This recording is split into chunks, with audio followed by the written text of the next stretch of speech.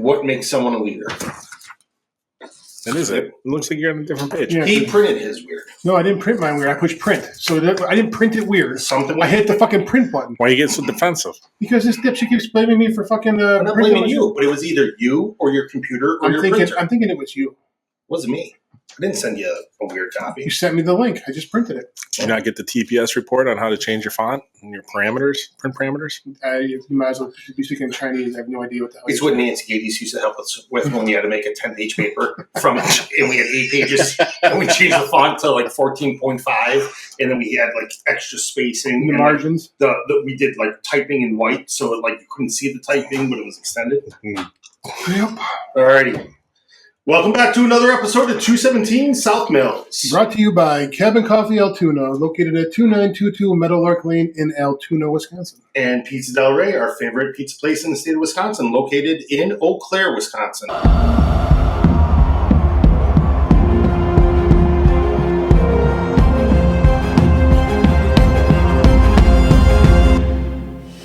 We are back for part 2 of our leadership episodes. In this part, we're talking about what makes someone a leader.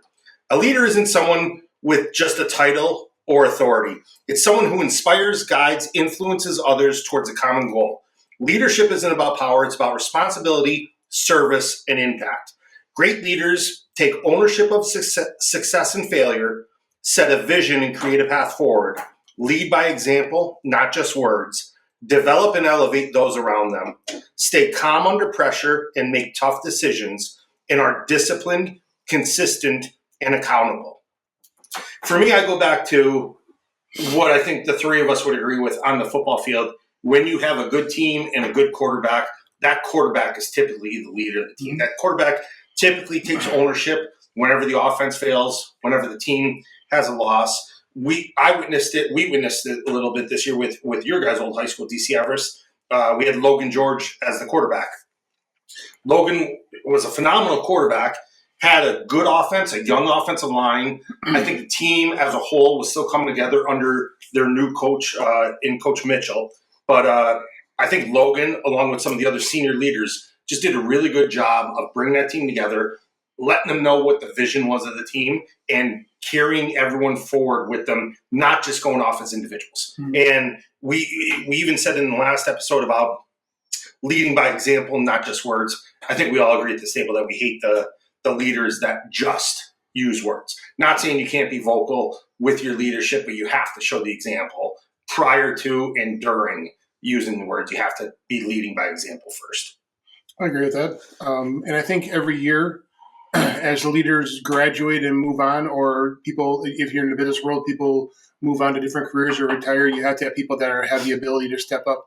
But the one thing I'll say is you can't fake leadership. Correct. And that's the thing. You have guys that like think that they are leaders, and you look at they're complete jackasses, off the field, out of the business world, and you're going like, you're not a leader. You're a leader by title. You're not a leader by example. Nothing you do exemplifies leadership. You're not making the team better, but simply you have been bestowed upon this title of leadership. And I often wondered, and I've seen this a lot, how the most inept leaders get promoted to leadership positions is beyond me. I mean, we've all had horseshit leaders in our life, and you're going, how the hell did you get to where you are? Like, you suck at life. And how can you be a leader? The worst is even the person on that team, sports team, business team, law enforcement team, the person that needs leadership the most, could even that person see right through it? Right. Just see that it's just talk, that it's just words, that it's not true leadership. So that's a sad thing about that part. I think when you look at a true leader can develop and elevate the players around them. I always think of my buddy Wayne Christensen. He let all the coaches, all the dads pick all the softball players, and for girls he coached, and he'd take the last ones. And it'd be amazing by the end of the year how his team was always in the championship. A great coach works on fundamentals, gets players and individuals to believe in themselves. And, by complimenting them and taking time, they coach with love. Mm-hmm. And those are those special leaders that can do anything. Right. And that's why I love sports so much. I mean, there's so many stories of of players who, got cut and found an opportunity to get back in the game and never gave up on the chances, right? Mhm. In hockey, you see it all the time. Like there's stories that, these players never made a AAA team but there was always ended up, well, they're forwards and there's a defensive spot open and they're like, yep, I'll play defense. And it was just that opportunity to continue Mhm. skating, right? Right. Baseball, same thing. I mean, it's all about stats, but there's something about that guy that just keeps grinding and keeps practicing, Mhm. and players love that. Oh, absolutely. I think one of the most famous stories is the Michael Jordan story about getting cut and fighting back and working harder. And Mhm. yeah. How about Josh Allen? I mean, wasn't recruited, no zero star, Yeah. ends up going to the University of Wyoming. Yeah. I mean, out in the middle of BFE, and ends up, and is doing great things. And not only that, I mean, I never talked to the guy, but just listen to him, how he holds himself in press conferences and day to day. He seems like a stand-up guy. Yes. Yep. And I think the one most important thing about this is what you read is I think the service aspect is probably one of the most important things. The service aspect of being a leader is doing the little things, showing people how to do little things, and you're the one leading by example. Like, and if somebody is struggling, pull them aside and say, "Hey, on this play, this is what you're doing wrong here. I'm watching your feet," and being able to give that kind of constructive criticism in a way where they can relate and at least understand what you're talking about. Yep. Going back to football, like they always put the the more experienced guys up front in the lines. And it's your expectation to do it the right way, so the younger guys see how it's supposed to be done. And it's not just lip service telling somebody, make sure you touch the line. It's no, watch the guy in front of you. His foot's going to go over the line. He's not just stopping 1 inch before that line. Correct. Just little things. Why leadership? Success isn't about talent. It's about leadership. Navy SEALs, law enforcement, SWAT, elite athletes, both trained to lead under pressure, different battlefields, same principles. The ultimate test is can you lead when everything is going wrong? Great leaders don't happen when everything is going right. Great leaders are when adversity is staring you in the face. I think one of the most important, what I learned that was, I mean, in the offensive line, there's only 5 of us. That's it. And when we're not moving the ball, we can't throw the ball. And the quarter, it's a very, very lonely spot. And to be able to, find the motivation, again, the accountability to play for the guys around you when it's a lonely ass place on that offensive line, when you've gone 3 and out 4 times and you can't even establish a drive, having that leadership to say, hey, pull off the sideline, we need to move the freaking ball. Okay.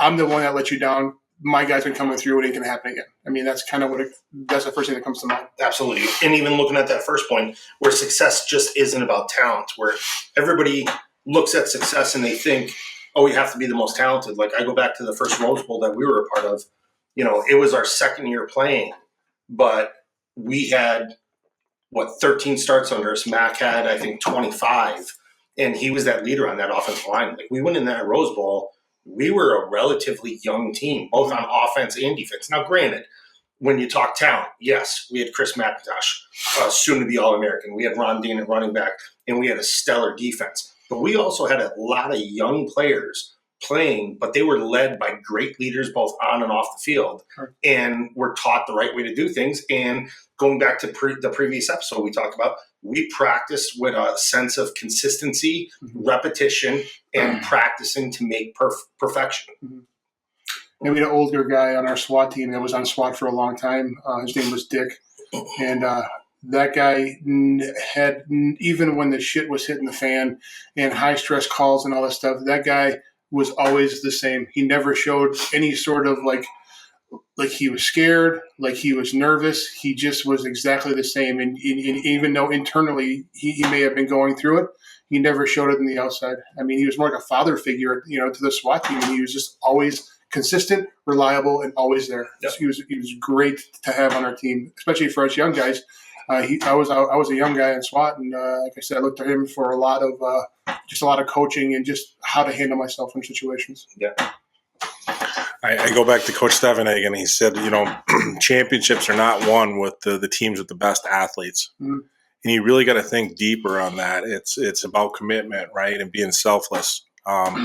Great leaders see that vision, and they continue to lead when you lose. And I remember our junior year, we lost to I think, Rapids in regular season. And Coach Steffenhagen said, hey, we're going to see these guys again, right?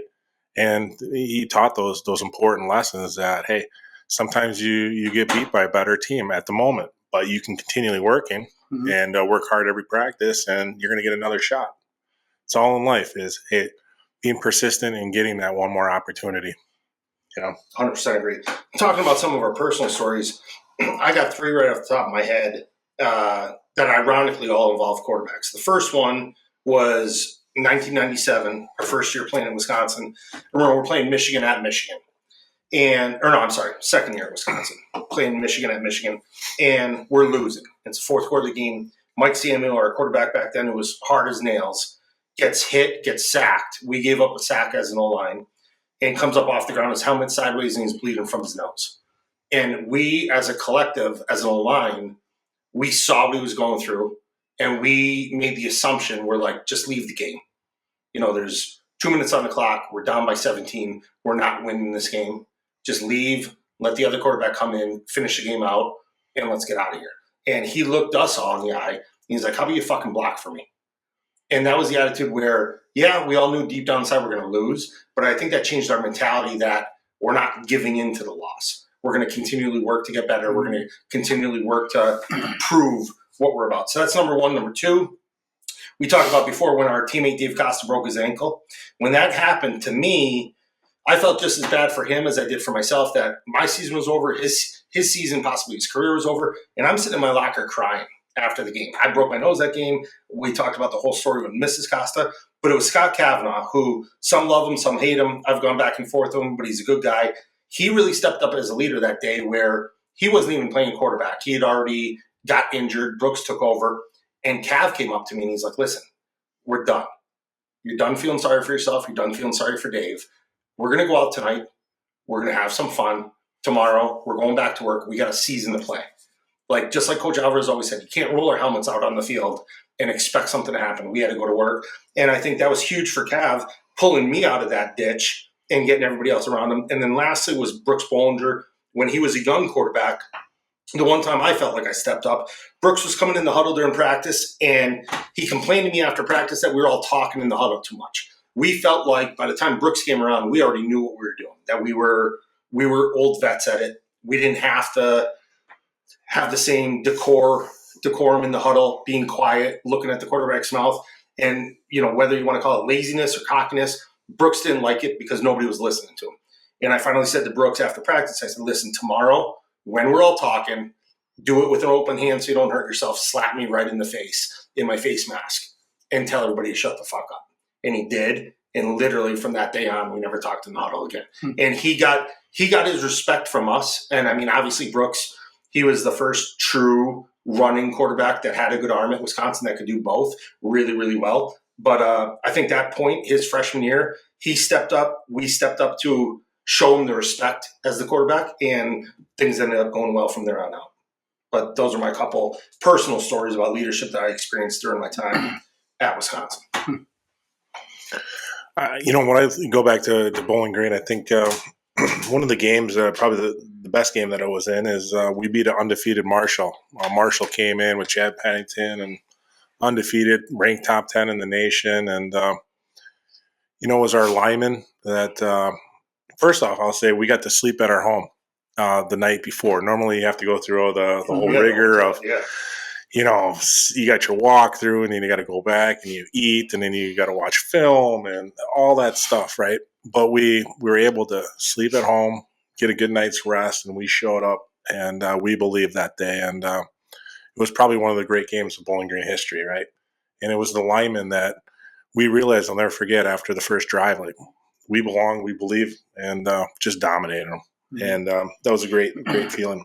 I think as a leader, our strength coach, Coach Mike Ward, sometimes strength coaches don't get the glory, right? And all the players get all the accolades, but our strength coach was there every day, right? And every day motivating us, telling us what to eat, training us, conditioning. The strength coaches are what make a lot of programs in Division I, because they're with you all from the last day of your football game to the first day of football camp. Yep. I mean, you live and die by those guys. And, Coach Mike Ward, your leadership and mentorship meant the world to the players at Bowling Green. So kudos to you. I think I have one that I actually believe that I was a leader. Working nights, law enforcement, and a storm came through, and there's a bad one. And I was the officer in charge of the OIC, and there was down power lines, there was road blockage. It came through pretty heavy, and my radio would not stop chirping at me. I mean, calling my name, calling my number, badge number. I'm like, Judas Priest. I'm like losing my shit in my squad car because I don't have enough personnel to even remotely. I'm fighting the weather here, for crying out loud. And I thought back to like, okay, if I show that I'm rattled here, if I show that I'm, it's going to, this whole shift is going to fall apart. Okay. So I'm sitting there and I'm answering my phone call. And every time I pick up the radio, take a deep breath, get myself under control, have that moment of yep, go ahead. And then try to figure out the scenario at that point in time and have a split second to decide how I'm going to do it, because I'm getting called again the minute I'm done transmitting, because we have more stuff down. We have power lines down. Plus, I'm even trying to respond to incidents that are happening in the city. And I'm trying to get officers in locations. So it was a shit show. And I just had to ride it out. There's nothing I can do about the weather. But I remember one of the main thoroughfares in Menominee was blocked because we had down power lines or down light poles. Oh. And I'm like, I can't have this part of the city blocked down. So I'm driving over there and I'm seeing these I think there was 3 or 4 light poles that were down blocking the highway. And I get out of my squad car, it's pouring rain, and I walk over to the power line to make sure, or to the light pole. And I'm like, if I touch this, I'm standing in water. There's a high probability I'm going to light my ass up like a candle here. Oh. All I did was I went down, picked it up, and threw it off to the side. And I worked my way down the highway and picking up light poles by myself and chucking them off the side. And I'll never forget, I'm like, okay. And I had so much adrenaline because I didn't know if I was going to get zorched or not. But I didn't get zorched. And I cleared my radio. I said, 64 headquarters, go ahead. I said, North Broadway's clear. I got to witness Officer Grabowski, and thank you for your service, and to all the the police officers and firefighters out in this world. But so I was doing a ride along with Joe, and long story short, he gets the call. There's a possible bank robbery. So Joe flips on the sirens, and I'm like, "Oh boy!" And we get there, and he deputized me in, and then he told me, the shotgun's in the trunk, but you don't get out of this car. And I said, what do you mean? I'm going to get out of this car. Don't get out of the car, So I was deputized for about 5 minutes, and Joe rushes in there, and, of course, his false alarm. But I felt the adrenaline. Wow. Impressive. Absolutely. If you'd like fresh roasted cabin coffee delivered directly to your door, go to Cabin Coffee Altoona's Facebook page or 217 South Mills Facebook page. Click on the coffee order form link, fill it out, pick out your beans, and get them delivered directly to your front door. Cabin Coffee Altoona. All right, so digging a little bit more into what makes a leader, we're going to start off with mental toughness, overcoming adversity. I feel there's always adversity in life, the same as in sports. For athletes, you have to be able to push through the pain, fatigue, and failure. You have to learn how to handle pressures and criticisms without breaking.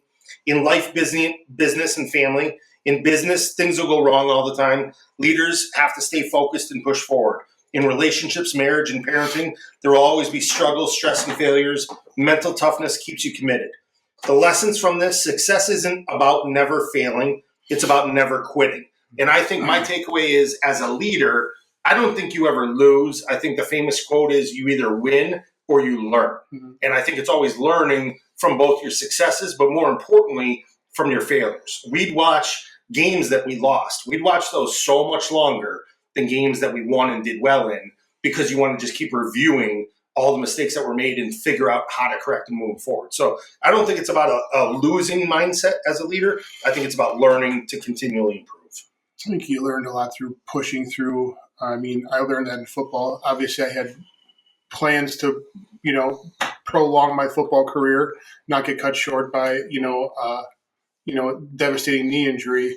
That was losing your purpose and losing your mission in life was a shit show for me. And I've had it twice, once in football and once in law enforcement, from getting hurt, and having to pick yourself up off the ground and try to reestablish who you are, your identity, your purpose, your next mission in life. That is a motherfucker. Okay. That really is. And some guys, and it happens in military, it happens in law enforcement, it happens when people retire because you've identified yourself as this for so long. For us, it was football players, right? Or for me, it was law enforcement. That's how I identified. My whole persona was created around that. And then when you lose that unexpectedly in your life and having to be able to pick yourself up off the ground because you don't have a purpose and having to find your next, just doing that is so freaking hard. And you see people, military guys, just struggle with this. Law enforcement guys struggle with going through hard times in your personal life, death, illness in the family. It's so hard to do that, but you have to be able to find some way to pick your ass up off the ground. And that's more challenging than I think that people realize. Absolutely. And I think if that struggle is out there, make sure you're calling one of your friends, you need to stop at Cabin Coffee and have a coffee and talk to Joe. I think, for any ex-military or police officer, that's a fantastic option, right? Finding somebody to talk to. Oh. We talk a lot about sports, but I can say that probably one of the most interesting stories and inspirational stories I've ever heard was I was sitting for lunch by myself, and two people walk in, and long story short, I get introduced to these guys here, and one of them was blind, and so they introduced me, and they say, hey, this is Kevin, he purchased this business, and the blind guy's, I heard a lot of great things about it, right? And so long story, I'm eating and just kind of minding my own self, and long story short, he starts talking about how he became blind, and he was a farmer, business owner that, especially here in Wisconsin, in the early 1900s all the way up to probably 1990, small farms were the staple of Wisconsin. Your small farms, these families had, sometimes 6, 7, 8 kids, right? That all grew up through the farm, worked hard. They all got to college, and a lot of them got the colleges, etc. The long story short, this the blind guy was talking about, he was so much under pressure. He was losing money, right? And he's getting angry. Nothing was going his way, right? Every time he tried thinking that he was going to get outside and make a little bit of profit, something always went wrong. And it's long story short, his blood pressure kept on boiling up, and he didn't go get himself checked out, right? And he ended up going blind. Went to Spirus and went to all these hospitals in Wisconsin, and went to the Mayo Clinic in Minnesota. And long story short, the foremost expert was at Hopkins University, or the University Hospital in Cleveland. And he goes there, and the doctor gets the report, and I'm sorry, sir, there's nothing I can do about your blindness, but there is a good side of this story. And the guy's like, what? Nobody said nothing like that. And the good part of your story is you can help others by telling your story, because everything that happened to you was preventable. And he just had to sit back. And so I felt that at my point in my life, that was the spot where I needed to hear that. You can do everything in your power to try reaching that goal, but sometimes it just doesn't happen, right? And you got to take that failure, and it's okay. That's why you got your family. That's why you got your friends. So being a leader, it can be that ex-business, that ex-farmer that tells a story. And you got to be humble, and you got to be able to listen. Some people are just arrogant, and I always think about when you meet somebody. There's a few people that just say you don't even know them, and they're asking you, "What do you do?" And I just think about, of all the questions so I just tell them, I just make up a profession, right? And you have to decide, like, if you're going to be friend with them or not, like, you know what I mean? And that's where I think the most important part of a handshake, really the essence of what I've understood of a handshake is, if something goes wrong in that room, that handshake kind of bonded you.